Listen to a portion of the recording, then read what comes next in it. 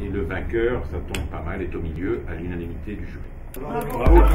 C'est donc lui le lauréat des Audi Talents Awards court-métrage 2011. Dominique Rocher, 27 ans, réalisateur cinéphage qui vit de sa passion pour l'image. Le jour des délibérations, il nous livrait sa vision de l'innovation au cinéma. L'innovation pour moi au cinéma, elle est vraiment pas technique. Technologiquement, je m'inquiète pas, on fera toujours des avancées et tout ça, mais c'est pas ça l'innovation, c'est la manière de raconter les histoires. Comment raconter des histoires un peu différemment et continuer de toucher les gens, alors qu'ils ils sont énormément sollicités. Et moi-même, je suis le premier spectateur des films que je fais, et je me demande comment je vais réussir à être ému alors que j'ai vu déjà des centaines, des milliers de films. Pour fabriquer du cinéma qui touche, Dominique a choisi la mutualisation en intégrant un collectif de jeunes cinéastes hyper actifs, Buffalo Corp, installé à Saint-Ouen dans les locaux de Commune Image. Aujourd'hui au programme, le tournage des derniers plans de son premier clip réalisé avec l'aide de Buffalo Corp. Il va s'agir pour lui de lancer en l'air une série de vêtements sur fond vert. On va les filmer en extrême ralenti.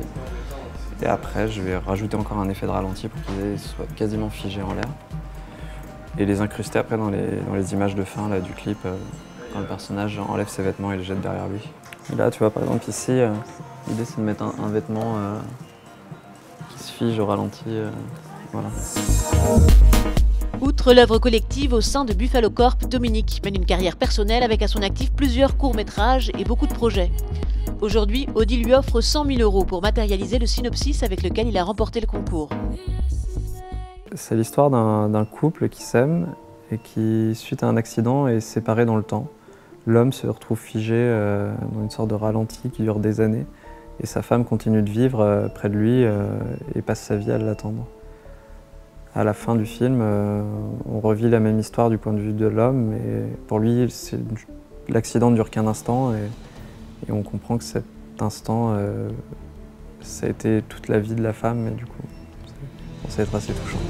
Au lendemain de sa nomination, il se projette déjà dans ce prochain tournage. Il y a des effets spéciaux, il y a des trucs qui vont toucher à des techniques modernes, comme de la 3D et probablement du motion control, des caméras, tu vois, avec des mouvements enregistrés. C'est des trucs que j'aimerais bien tester. Et il y a aussi des techniques beaucoup plus anciennes. Par exemple, le personnage vieillit d'une 30-40 ans pendant le film. Un pas de plus sur son chemin de réalisateur confirmé qui, en grand fan de Spielberg, de Charlie Kaufman et du cinéma des années 90, se verrait bien partir à la conquête de l'Ouest. J'ai envie d'être mis à l'épreuve techniquement sur les films pour aller sur des projets de plus en plus gros. J'aimerais bien expérimenter ce que c'est la machine hollywoodienne, par exemple. C'est un truc, si j'ai l'occasion d'aller y faire un tour un jour, ouais, j'aimerais bien.